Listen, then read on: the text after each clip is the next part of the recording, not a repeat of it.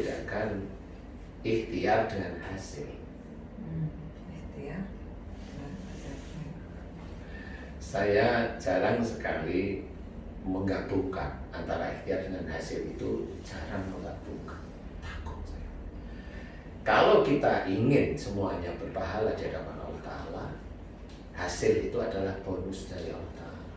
Makanya nikmat dari sisi Allah itu bonus. Dan bonus itu adalah penguji kita. Mau kita apakan bonus tersebut.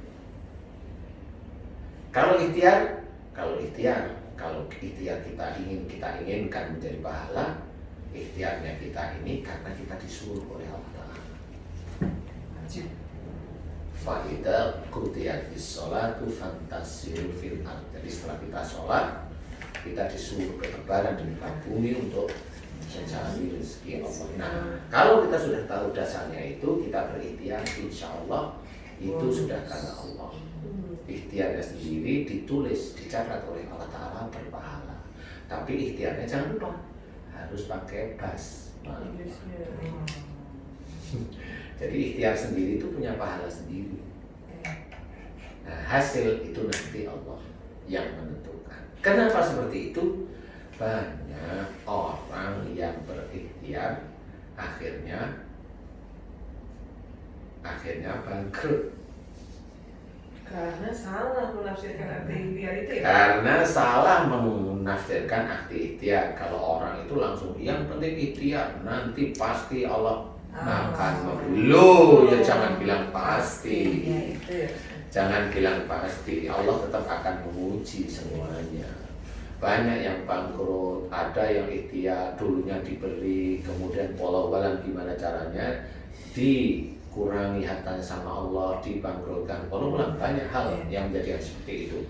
Entah itu istrinya yang ngawur, entah itu suaminya yang ngawur, entah itu anaknya yang ngawur, entah anaknya maksud narkoba, kemudian dipegang polisi, kemudian ada masalah yang bisa menghabiskan hartanya. Walau-walau. Padahal kalau dilihat dia sholatnya juga teteh. Kan banyak yang seperti itu. Makanya jangan, tadi kalau Mbak Ani saya koreksi, jangan berpikiran bahwa ikhtiar itu pasti membawakan hasil. Kalau ikhtiar itu yakin membawakan hasil, berarti dia meyakini tentang kehebatan dia dalam berikhtiar. Nah itu harus hati-hati. Makanya orang-orang yang dia diberi kaya oleh Allah Ta'ala, kalau imannya kurang pasti banyak yang sombong. Di YouTube itu banyak dia yang, mohon maaf ya, pamer ini, pamer itu, pamer ini, pamer itu, pamer ini, pamer itu. Ya itu hanya mereka ya. Tapi kan kalau saya ya belajar untuk tidak. Nah disinilah yang harus kita ketahui, bagaimana la in syakartum la azidannakum. Sebenarnya bersyukur itu tidak di titik kita dapat bonus bonus itu. Ya itu memang iya, cuma memang setelah alhamdulillah kita tutup dengan innalillahi wa inna ilaihi raji'un. Semua ketentuan Allah. Ya, semua kan milik Allah dan akan kembali kepada Allah. Makanya yang buah-buahan itu adalah termasuk rezeki dalam bentuk harta, itu milik Allah. Nah inilah yang harus kita ketahui. Nah pada saat kita mau menceritakan nikmat Allah yang mana? Nikmat Allah itu juga ada pada tubuh kita. Kita itu bisa berikhtiar kerja. Mbak Ani bisa jadi program director. Kalau Mbak Devi menjadi produser. Sebentar lagi jangan bilang sama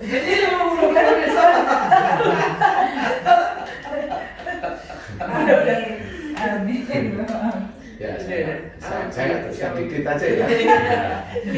Ya, bilang dikit ini Mbak Devi. Jadi itu kan sebenarnya salah satu ikhtiar kita ya, sanggap kita lah ya, kita ya, termasuk saya juga. Ikhtiar itulah jangan yang harus kita banggakan, jangan. Ikhtiar itu umpamanya Mbak Devi, Mbak Ani bisa ikut rapat, So rapat gak sih di MNC? Rapat ya. Kalau rapatnya dengan kata-kata yang baik, halus, tertib, santun, itu insya Allah berpahala. Kalau rapat yang tidak santun, ya itu juga salah satu yang bisa menjadi garis bawah merah istilahnya, yaitu ada catatan dosa di hadapan Allah. Apapun bentuknya, apapun alasannya. Tapi pernahkah Mbak Devi, Mbak Ani itu berpikir, Mbak Ani rapat itu diem aja sampai pulang atau berapa tahun sih dia ngaji?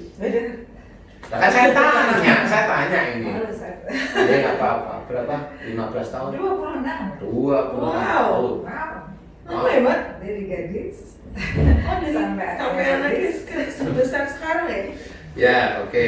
Saya tanya. Apakah Mbak Ani, Mbak Devi kalau rapat itu diem saja? Enggak, ya pasti bicara. Iya. Ya pasti. Pertanyaan saya, pada rapat itu hanya asal ngomong atau ngomongnya dipikirin? Dipikirin. Pasti ya. Guys, dipikirin mau ngomong guys. Iya dong. Salah. Kalau ngomong, apalagi dengan pimpinan, ngomongnya kasar apa halus? Halus. Oh ini saya tanya ini. Hah? Halus. Halus ya. Halus. Halus guys. Ya, entah itu tertekan, entah itu enggak, saya nggak tahu nih guys. Ya. Entah, saya nggak tahu ya. Tapi intinya adalah jadi rapat itu mau bicara pun harus berpikir. Dan pada waktu berpikir itu kan harus mendengar ya. Iya. Benar nih. Iya. 26 tahun. Rapat itu sehari kadang-kadang berapa? 1, 2, satu kali ya. Satu hari satu lah ya. Iya, biasa sekali. 1 jam. Iya, kadang. 2 jam. Oke. 20. Saya coba ngitung nih ya. Saya coba ngitung ya. Ini yang ikhtiarnya itu 26 tahun, 1 hari, 1 jam. Kalau dikumpulin 24 jam, 24 hari, 26 tahun itu berapa sih? Hitung Pak. Hitung ya Pak. 26 tahun itu berapa hari? Hitung. Ya Allah. Kalikan 365. Kayaknya banyak banget. Kali itu kemudian kali dibagi berapa hari? Berapa tuh? 26 itu apa itu? 26 itu tahun. Hah? 26 tahun kali kali 26 tahun Kalau 365 oke, sebentar. Kali Maksudku 2 jam. ada. Iya, itu jadi berapa kali 26 tahun berarti berapa hari itu? Berapa Pak? Berapa hari? Ini 18.000 jam dibagi Kali 2 jam. Itu berapa hari jadinya? 790 hari. 790 hari. Kalau- 727 hari kalikan 2 jam aja lah rapat. Ya itu 18.000 jam. 18.000 Ribu jam. Berapa tahun? Oke. 26 tahun. Ya itu 26 tahun tapi yang efektif 2 jam. Iya, 2 jam. Kalau dibagi 365 sekarang dibagi coba berapa tahun? 18.000 jam. Bagi 365. 2 tahun. Hah? 2 tahun rapat. 2 tahun itu rapat full 24 jam. Setiap Oke. hari 24 jam. Saya mau ngajak berpikir 18.000 jam. Telinga, otak kita, mulut kita akhirnya dapat bonus dari Allah bulanan dan bonus di luar bulanan. Amin. Pernah disyukuri nggak itu? Saya cuma tanya, pernah disyukuri nggak itu? Mulut kita bisa ngomong di rapat, bisa berpikir rapat itu gimana program MNC bisa begini. Pernah disyukuri nggak ya? Syukurnya gimana? Ya Allah, Alhamdulillah, aku bersyukur atas apa yang sudah Engkau berikan tentang iman dan karuniamu yang ada di tubuhku ini sehingga aku bisa melakukan perbuatan sehari-hari. Semua ini nikmat dari Allah. Alhamdulillah aku bisa mengerjakan semua pekerjaan setiap hariku. Dari mulai bangun, kau bangunkan aku dari tidurku, menjalankan ibadah-ibadahku, menjalankan aktivitasku sehari-hari, sampai aku lupakan saat itu. Alhamdulillah, semua ini nikmat darimu. La haula wala quwata illa billah. Belum ini.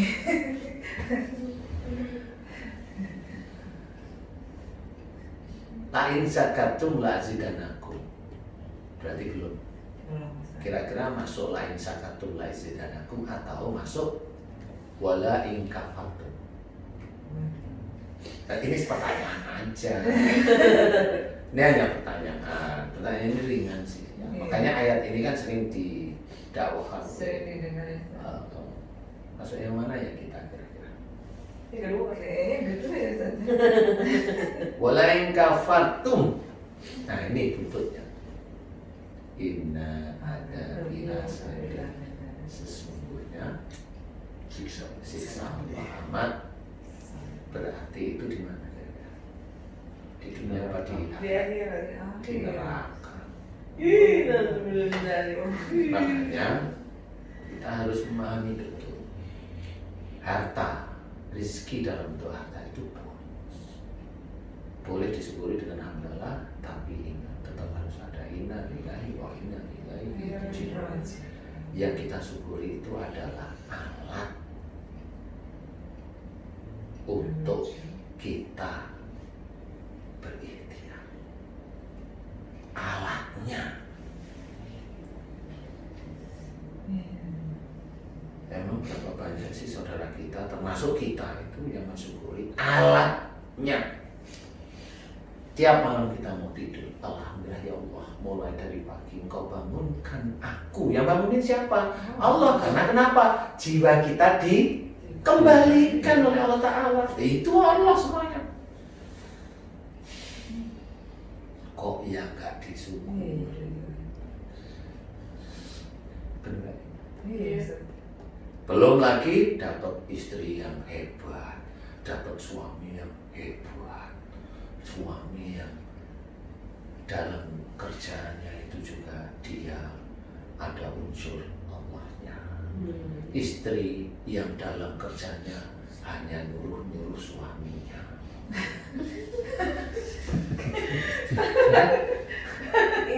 Tidak memperlihatkan Allahnya. Yang diperlihatkan apa? Egonya. Waduh, lah suami itu udah di tempat kerja udah bengok, capek, di rumah suruh nyetrika.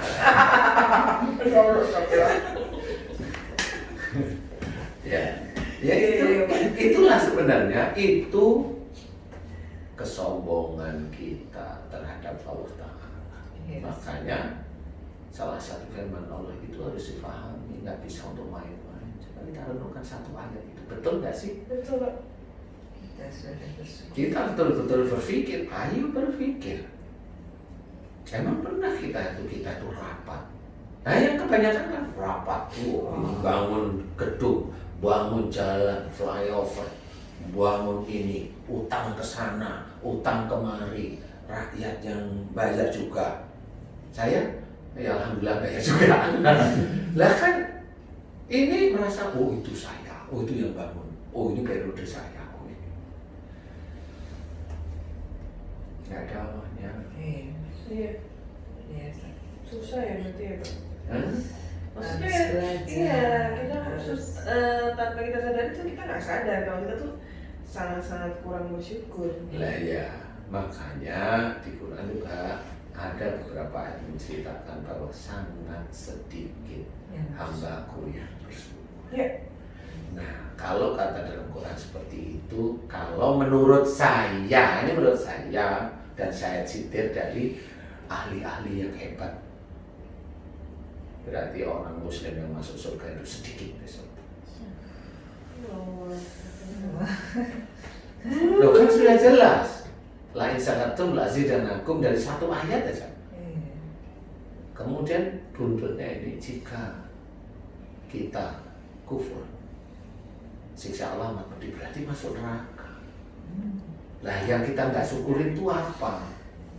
Yang kita nggak syukur itu ya salah satunya alat. Alat itu banyak, ya tubuh kita ini alat. Pasangan kita juga alat. Anak-anak kita ya bisa aja itu juga alat. Kendaraan-kendaraan kita ya alat. Teman-teman di energi ya alat. Semuanya harus disyukuri. Makanya kalau saya bilang, kalau share sama ratingnya itu enggak bagus, ngapain geruduk? Saya senyum-senyum aja. Iya. Karena itu kan bagian dari ujian itu. Iya, tenang aja, sabar. Ini tunggu. Iya, tetap istiqomah di titik-titik itu. Di sinilah sebenarnya saya ingin menceritakannya, khususnya untuk diri saya sendiri. Ayo mulai sekarang kalau kita itu bangun tidur itu, alhamdulillah pertama kali itu gitu. Alhamdulillah ya Allah engkau pemangkan aku. Terus kerjain sehari-hari. Ya ibadah mau tahajud kayak mau ini. Insya Allah lebih enteng itu ya. Lah, kan pertanyaan kalau namanya, emang bangun tidur alhamdulillah. Alhamdulillah, tapi kadang kan cuma di lisan ya. Boleh nggak apa-apa, lisan aja boleh, tapi tahu bahwa bangun tidurnya kita itu memang dibangunkan oleh Allah Ta'ala. Boleh sih nggak apa-apa. Iya. Ya, alarm juga sama. Loh, itu karena Allah. Kalau kita itu nggak dengar alarm, ya matilah orang itu. Gitu. Orang itu jangan mau kita. Orang itu aja. Dia nggak mau lah, ya masa doain untuk mati ke kita, ya nggak mau, takut juga saya. Ya, walaupun ada yang, lo kan mati kan orang. Iya, tapi ya nggak di situ gitu. Saya juga bikin alarm juga, sama lah. Ya, nah inilah sebenarnya yang harus kita sadari. Ya lo mau yang misalnya. Nanti pada waktu kita mau tidur, jadi ingat-ingat lah ya. Introspeksi dulu sebelum doa tidur.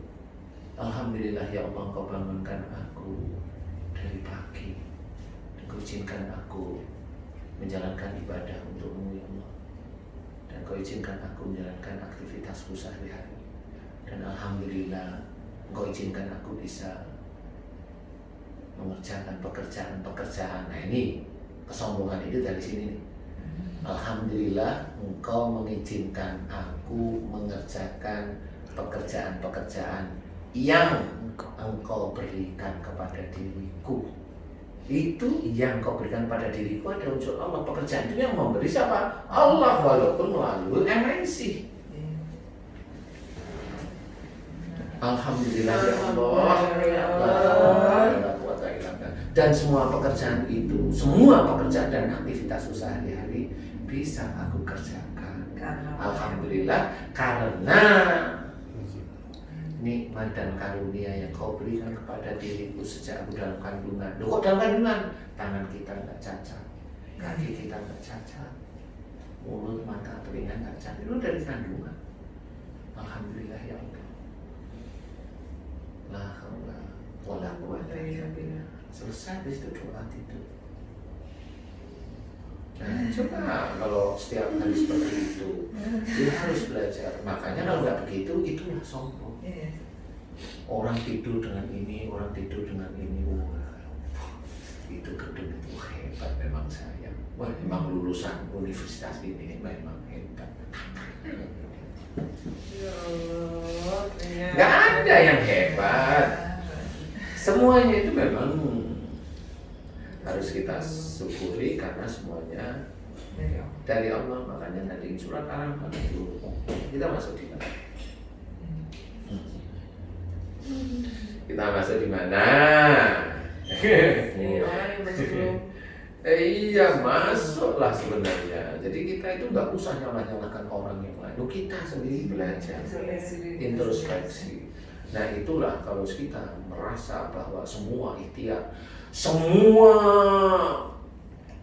yang kita kerjakan itu menjadikan masyarakat itu senang, menjadikan negara itu baik, itu dari saya, dia sudah menuhankan dirinya.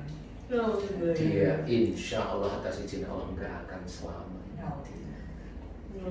Karena orang yang seperti itu rata-rata nggak mau istighfar, nggak mau astagfirullahaladzim. Aku banyak sombong ya Allah, Engkau titipkan aku kepandaian, tapi aku pergunakan untuk menuhankan diriku sendiri. Aku pergunakan untuk mengejek saudara-saudara. kan pengetahuan. Mengejek apa? Ya macam-macam. Kalau orang yang nggak ngerti agama, saya ejek. Orang yang begini, saya ejek. Nah itu kan ilmu yang dititipkan oleh Allah Ta'ala hanya untuk mengejek orang lain. Ya sama, ya Allah jika itu tidak ada rasa syukur dariku, ampuni aku. Oh iya, mohon ampun, ayo. Ilmu ini semuanya titipan dari Allah Ta'ala. Kita itu bisa mengerjakan sesuatu ya dari Allah Ta'ala. Saya pun bisa berdiri di panggung siraman kalbu itu atas izin Allah mengizinkan saya mengeluarkan sihir, telur, santet, guna-guna, tumbal, ilmu dukun itu juga diizinkan saya bisa mengetahui, dan alhamdulillah selesai atas izin Allah. Apa yang mau saya banggakan di situ gak ada. Saya hanya berpikir memang Allah itu hebat, cuma gitu aja. Nah, disitulah yang harus kita pikirkan. Enggak ada. Makanya kalau di sini kan saya mending seperti orang bodoh aja lah. Diladenin orang enggak apa. Saya mending diem aja. Alhamdulillah banyak ya. Kita bertemu dengan Ustaz dan ini juga izin Allah ya. Semuanya atas izin Allah Ta'ala. Iya memang harus disyukurin semuanya. Kalau udah disyukurin semuanya, mana sih bab untuk menggerutu? Udah malu sendiri Pak. Udah malu sendiri. Makanya kalau udah punya suami gak usah digerutuin. Iya. Sama biasa. Dengan rahasia saya. Bapak ini dapat. Salah nembak. Insya Allah apa? Sama Bang Garut. Ini kok merah sih? Kok merah sih? Mbak Devi juga loh. Merah semua. Itu kadang-kadang sebagai seorang istri itu kadang suka lupa. Sebel banget ini suami aku gini-gini gitu nggak sih Mbak? Ya, selama ini ya dengan cara menggerutu tuh langsung lihat aja. Iya. Karena kita langsung ingat sendiri. Oh iya, suami aku suka gini. Jadi kan kita oh iya. Jadi merasa. Bapaknya emang bener-bener deh. Alhamdulillah Pak. Insya Allah kita belajar.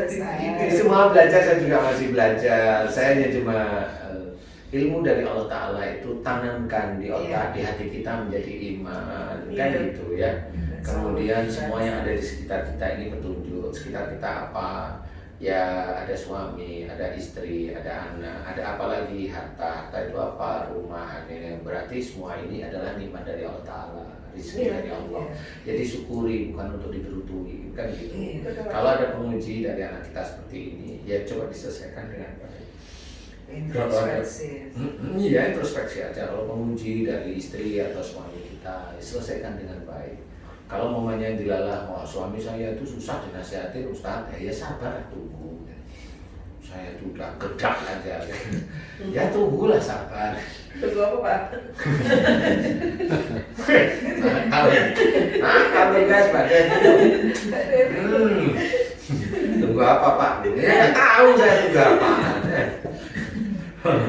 Jadi seperti itu. Jadi dari sisi sombong tadi diceritakan, kita nggak usah melihat orang lain, kita melihat diri kita aja. Kita itu al-faqih, jadi memang harus difahami kita banyak kelemahan, banyak kekurangan, sehingga melihat orang lain itu hanya penguji. Kalau ada orang yang bilang begini pada kita, itu penguji kita. Dan yang dilakukan, yang harus kita lakukan adalah sabar. Karena Allah itu boleh kita itu membalas, tetapi yang disukai oleh Allah Ta'ala itu adalah sabar, memaafkan seperti itu. Nah yang kita inginkan, yang saya inginkan, ya saya berusaha untuk memaafkan seperti itu. Ya kan? Begitulah persoalannya antara ujub, riya dan sombong. Jadi mudah-mudahan itu bisa menjadi pengingat sehingga sehari-hari kita bisa berdoa bersyukur kepada Allah Ta'ala, termasuk saya yang memberikan. Karena yang saya takutkan itu pada waktu saya memberikan kalimat-kalimat tadi itu satu ayat, kabura matan idalo yang takulu Jarkoni harusnya. Orang Jawa bilang jarkoni. iso ngajak, jargon itu iso ngajak, iso nglakoni. Oh, Jadi gitu. omdo, kalau bahasa kita omdo, tapi memang hati-hati karena kalau dalam Qurannya dijelaskan Allah amat murka. Allah amat murka, karena murkanya Allah itu pasti neraka kepada orang yang menyuruh orang lain berbuat baik tapi dia tidak menjalankan. Jadi tetap ayat itu menjadi patokan, khususnya saya sih ya, khususnya saya. Karena kalau saya mau ngomong, ayat itu harus menjadi pengingat, doing, saya sudah jalani belum ya.